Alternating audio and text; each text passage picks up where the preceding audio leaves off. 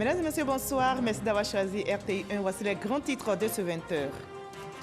5 nouveaux ambassadeurs accrédités en Côte d'Ivoire ont présenté leur lettre de créance ce vendredi au président de la République Alassane Ouattara. Il s'agit des ambassadeurs de la France, de la République fédérale d'Allemagne, de la Guinée, du Sénégal et de l'Angola. Ils ont réaffirmé la volonté de leur pays à consolider les relations d'amitié et de coopération avec la Côte d'Ivoire.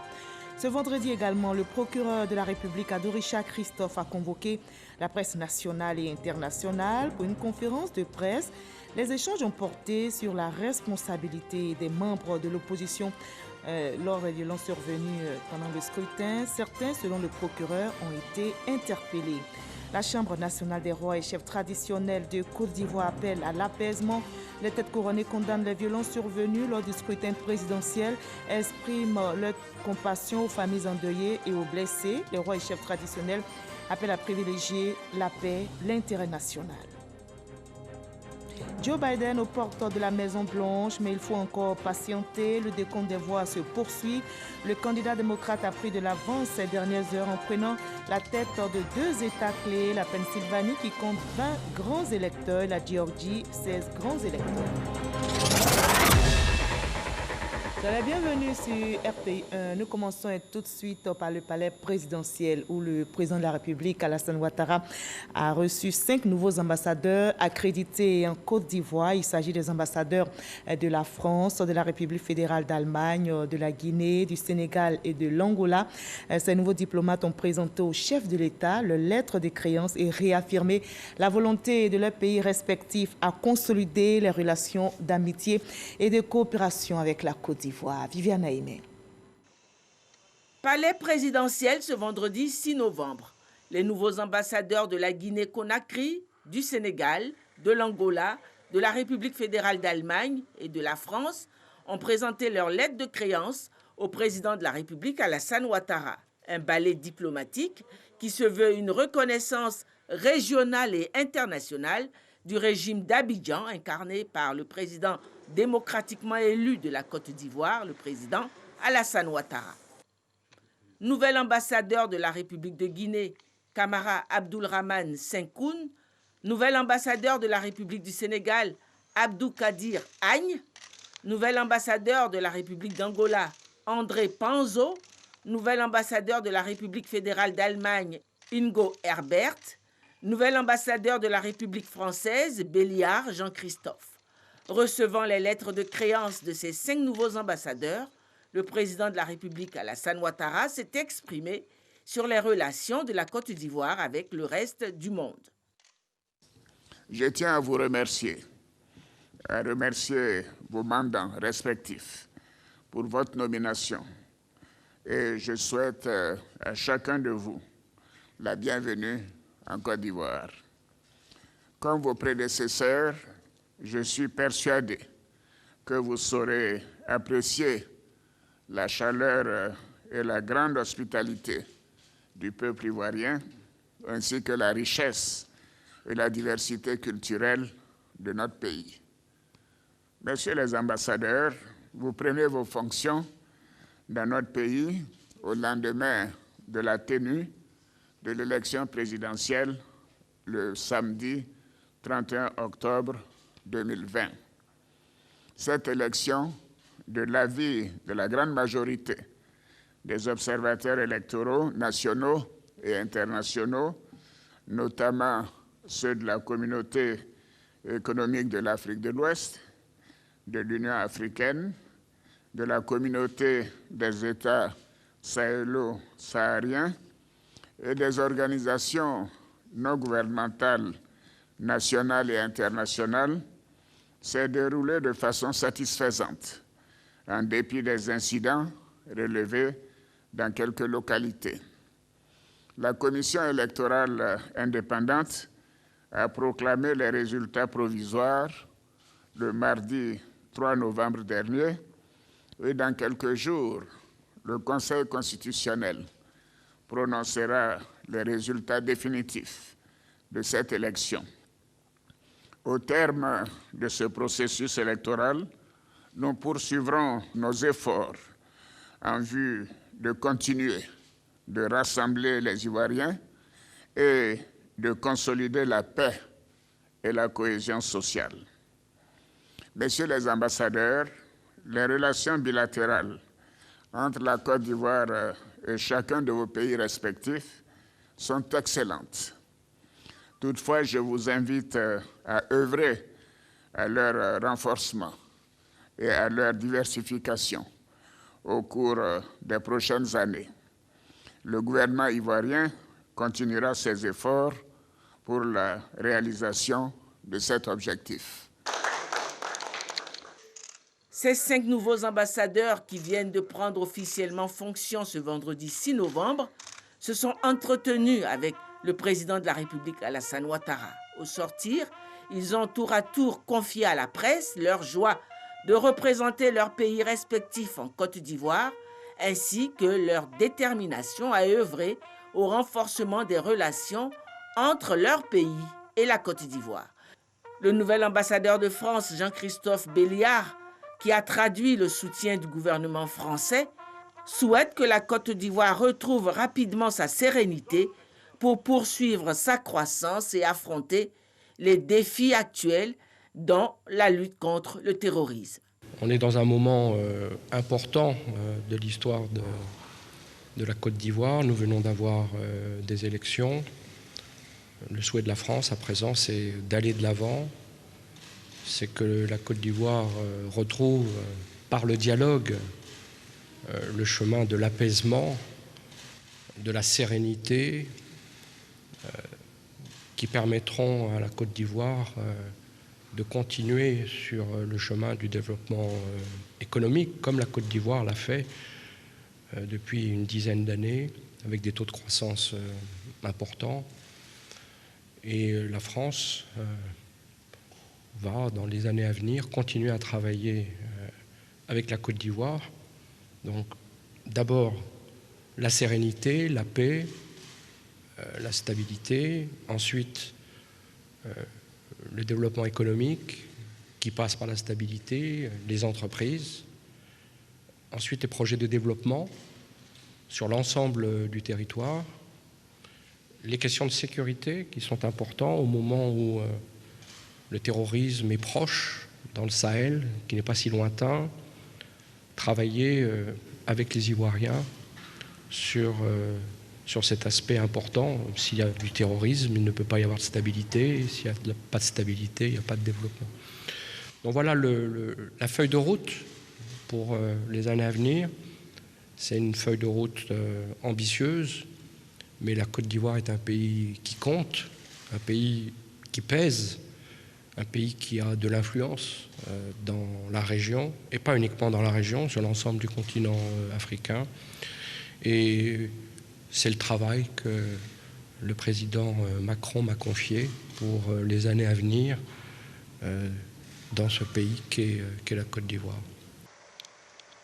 Après l'agitation des dernières semaines, la normalité est de retour.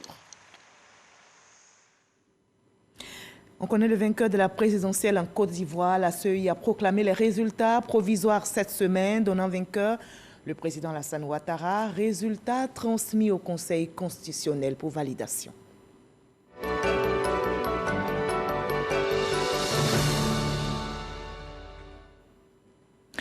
Le procureur de la République, Ado Richard Christophe, a convoqué la presse nationale et internationale aujourd'hui pour une conférence de presse.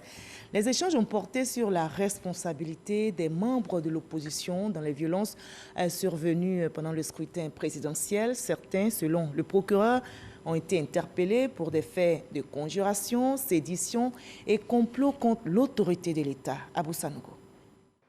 Ado Richard, procureur de la République près le tribunal de première instance d'Abidjan, situe les responsabilités des responsables de partis et groupements politiques et de l'opposition qui ont lancé un appel à la désobéissance civile. Cet appel à la désobéissance civile s'est traduit par la commission dans plusieurs localités du pays d'actes constitutifs des infractions pénales ci-après. Actes de terrorisme, meurtres, coups et blessures volontaires, diffusion de nouvelles fausses incendie de moyens de transport public de personnes, destruction par incendie de véhicules appartenant à autrui, vol et destruction de matériel électoral.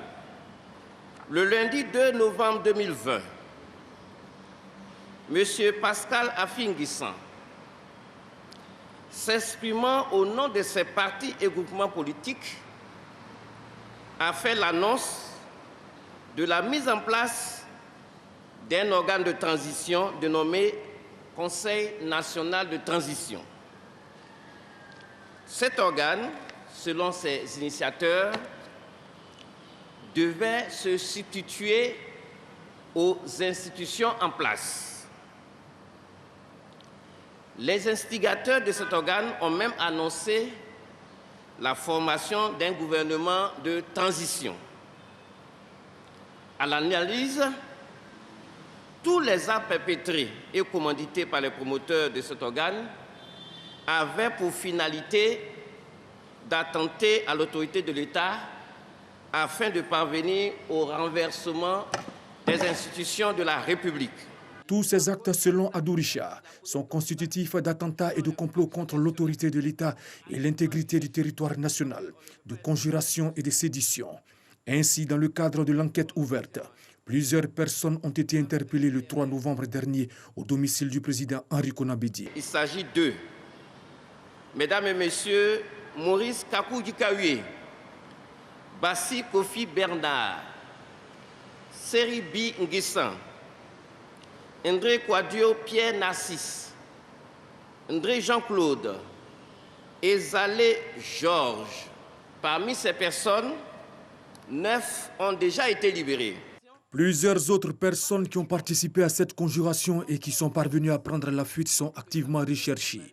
Il s'agit de Monsieur Pascal Afi N'Guessan, Monsieur Abdallah Albert Touakeuse Mabri. Par ailleurs, Adou Richard rappelle que le président Henri Konan Bédié n'a pas été interpellé. Le procureur de la République, avant d'interpeller quelqu'un, il s'assure que cette personne, eu égard à son âge, eu égard à ses conditions physiques, peut supporter la détention. C'est pour cela que, ayant l'autorité des poursuites, le procureur n'a pas cru nécessaire de procéder à l'arrestation du président du Conseil national de transition. Adou Richard a signifié que l'enquête ouverte va s'étendre sur l'ensemble des localités où ces faits ont été commis pour en appréhender les auteurs et les complices. La Chambre nationale des rois et chefs traditionnels de Côte d'Ivoire appelle à l'apaisement, au renforcement de la cohésion sociale. Les têtes couronnées condamnent les violences survenues lors du scrutin présidentiel.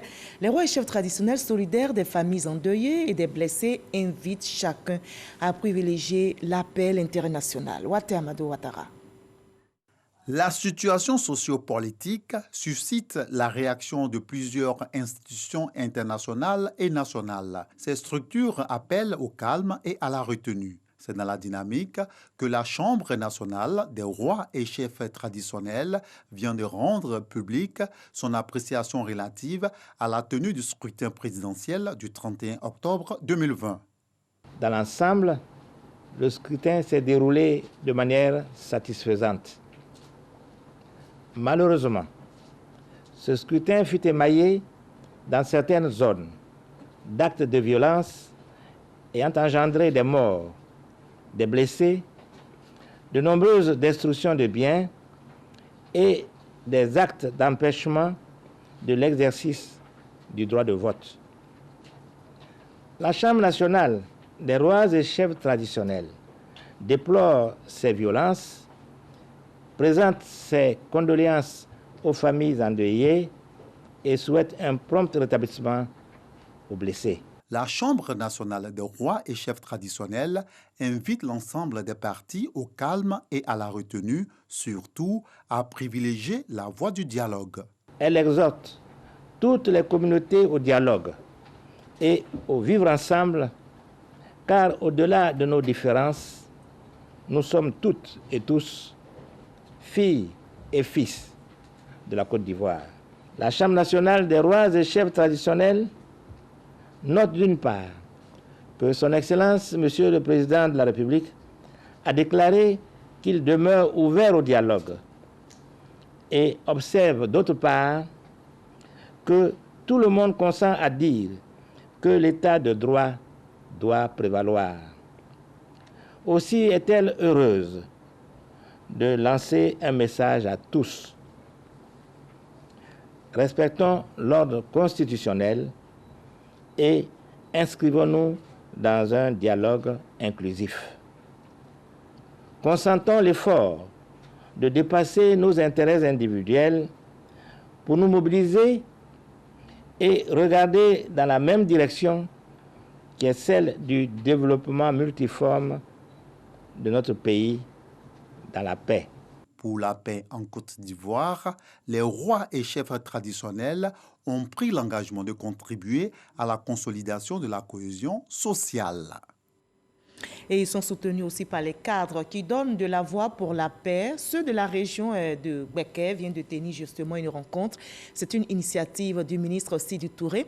Il a invité les cadres de Béoumi, Boaké, Sakassou et Botro à investir le terrain pour sensibiliser les populations à la cohésion sociale, au vivre ensemble pour le développement, le rayonnement de la région. Jean Magagui. Les cadres de la région du Gbeke en mission pour la paix. À la demande du ministre Sidi Timoko Touré, fils de la région, ils se sont réunis pour parler de cohésion sociale.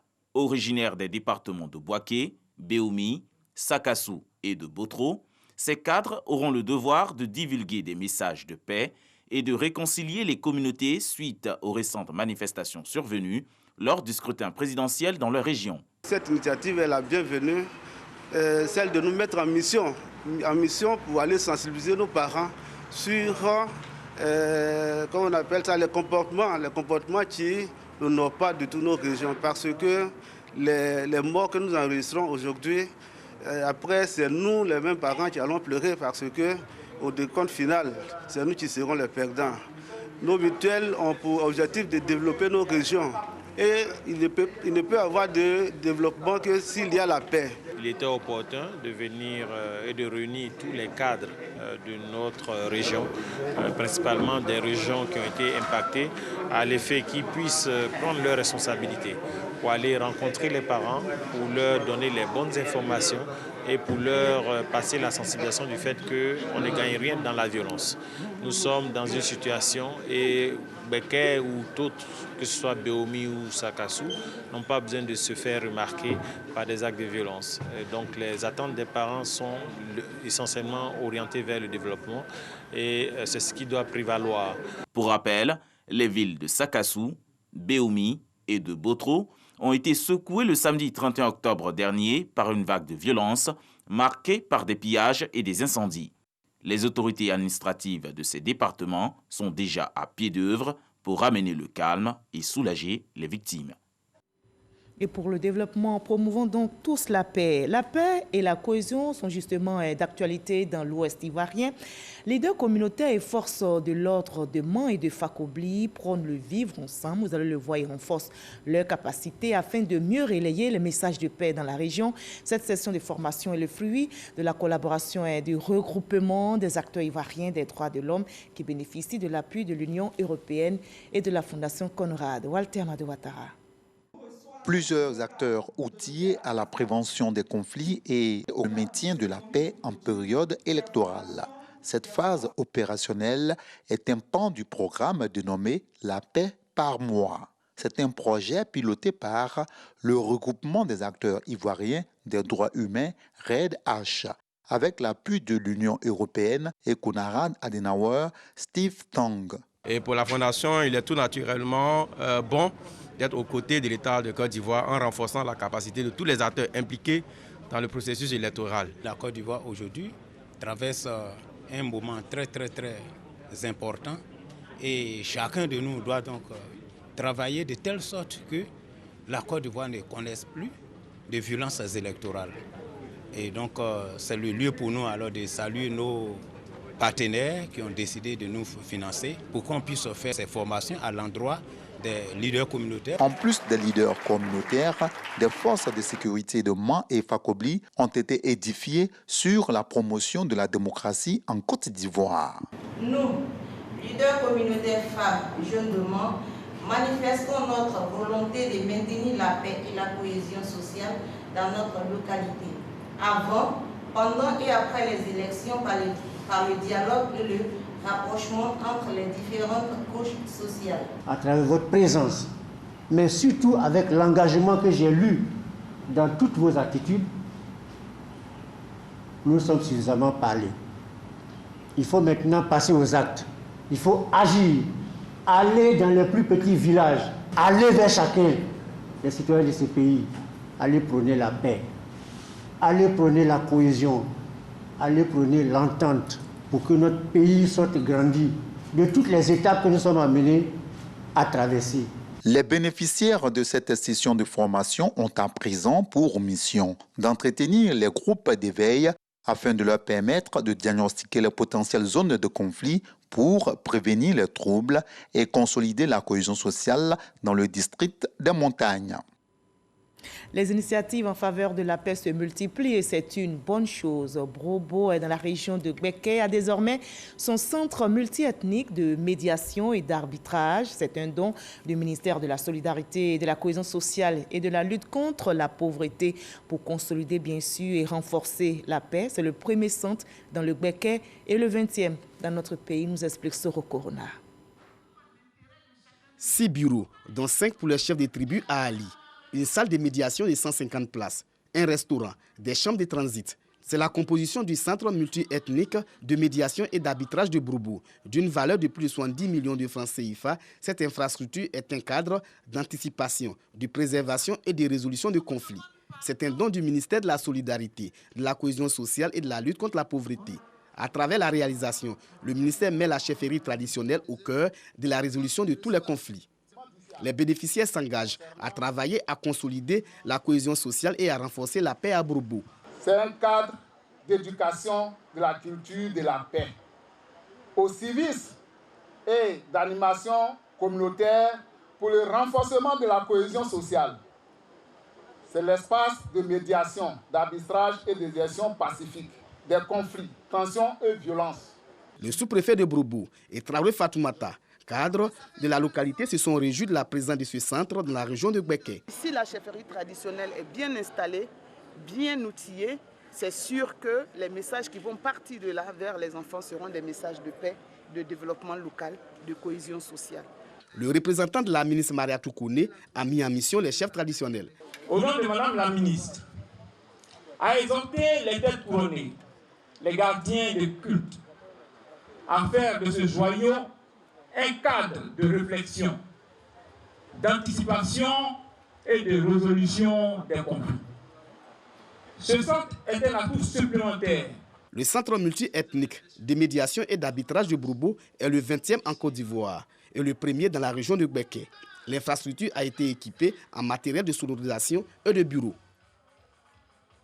Je rappelle, le verdict est tombé cette semaine. Le scrutin présidentiel du 31 octobre a été remporté par le candidat du RHDP, Alassane Ouattara, avec plus de 94% des voix.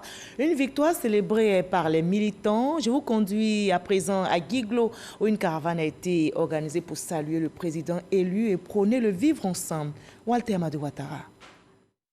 Après l'annonce des résultats officiels par la Commission électorale indépendante, CEI, relativement au scrutin présidentiel du 31 octobre dernier, c'est la fête chez les militants et sympathisants du RHDP.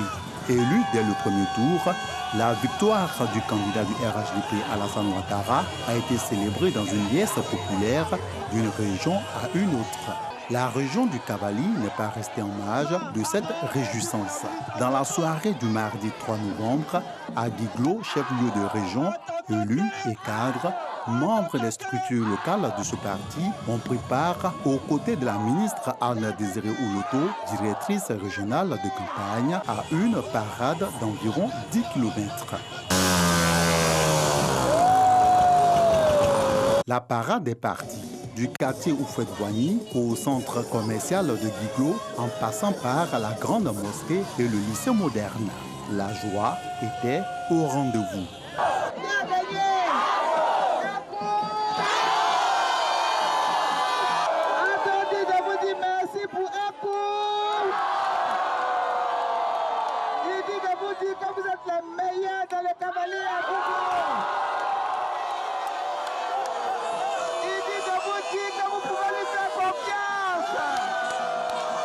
Passé le moment d'effervescence, la ministre Anna Désiré Ouloto exhorte l'ensemble des populations à s'inscrire dans une dynamique de renforcement de la cohésion entre différentes communautés pour consolider le climat de paix.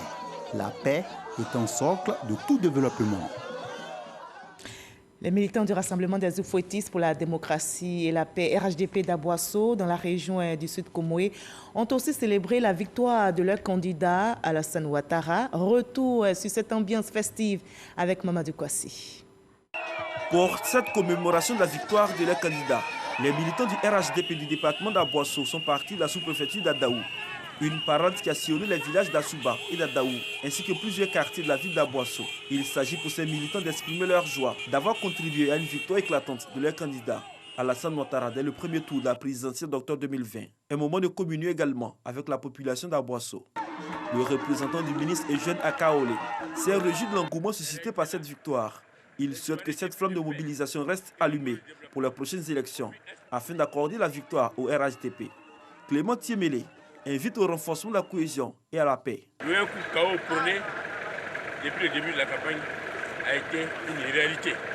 Et nous pensons que les Ivoiriens, singulièrement les populations vivant à Bossé dans le Sud Comoé, doivent avoir de l'espoir et de l'espérance à Alassane Ouattara, car c'est un homme de développement et le meilleur est à venir.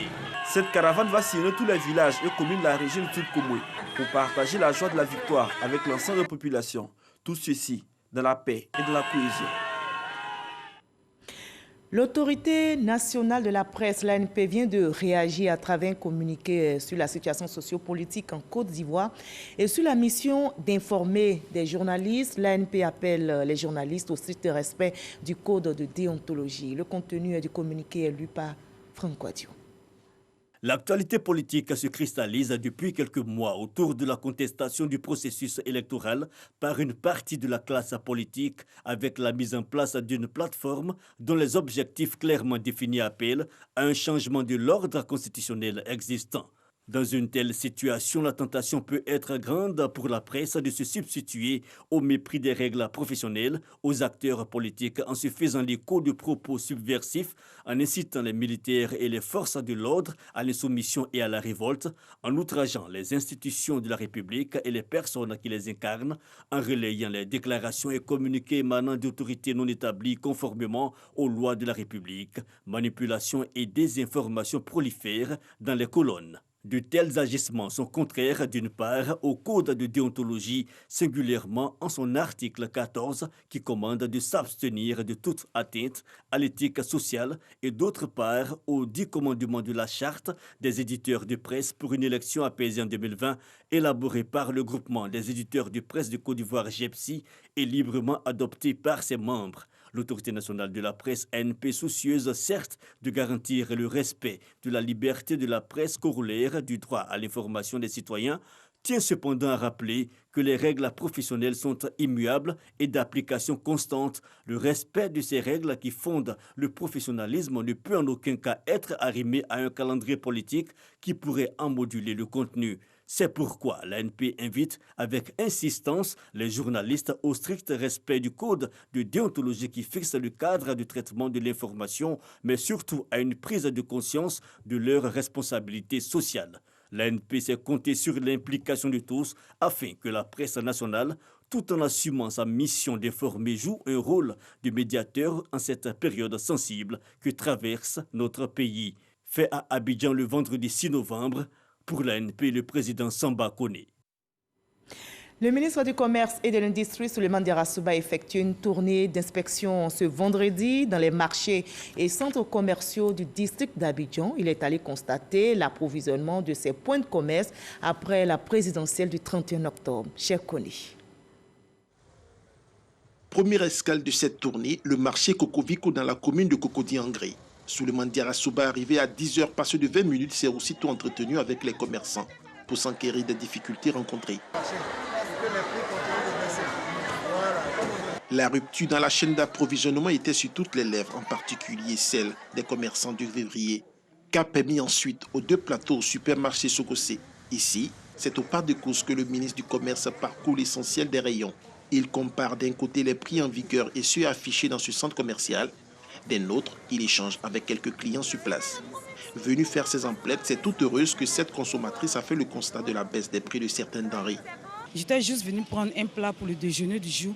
Et là, j'étais carrément surprise de voir que le prix du kilo de la tomate était à 750 francs. Demain même, je m'apprêtais à aller faire des courses à Djamé. Et là, on m'avait déjà dit que le prix de la tomate, le kilo de la tomate était à 1500. On n'a absolument pas augmenté les prix.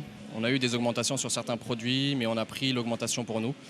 Le prix de la viande a augmenté à l'achat, mais on n'a pas répercuté le prix sur les clients. Après Cocody, la délégation ministérielle se rend à la rue 12, à Trècheville, chez les grossistes. Ici, même constat, les prix restent inchangés, de même que chez les semi-grossistes visités en zone 3. Les commerçants, dans les échanges que j'ai eus avec eux ce matin, m'ont rassuré que compte tenu du fait que le marché et que les approvisionnements ont repris, que les camions de transport approvisionnent depuis avant-hier les différents marchés, que les prix sont en train de retrouver leur niveau d'avant le 31 octobre.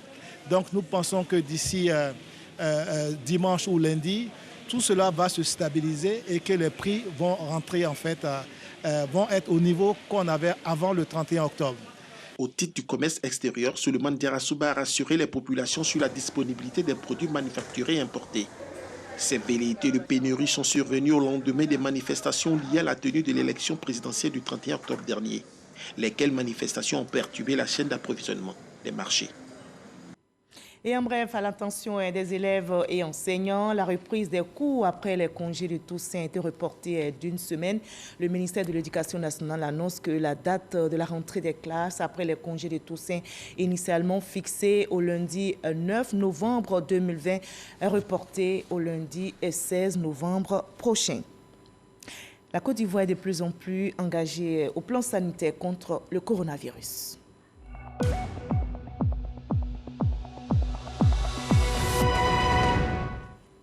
Ce vendredi 6 novembre, on dénombre 12 cas confirmés sur 617 échantillons prélevés, 11 nouvelles guérisons, 0 décès. La Côte d'Ivoire, notre pays, compte à ce jour 198 cas actifs. Attention donc à ne pas relâcher dans l'observation des gestes barrières.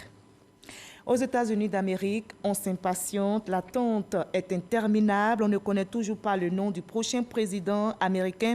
Joe Biden a cependant pris un net avantage et se rapproche de la Maison-Blanche avec 264 grands électeurs contre 214 pour Donald Trump. Au fur et à mesure du décompte des voix, le candidat démocrate a pris de l'avance en prenant donc la tête de 2 États clés, la Pennsylvanie qui compte 20 grands électeurs et la Géorgie, 16 grands électeurs.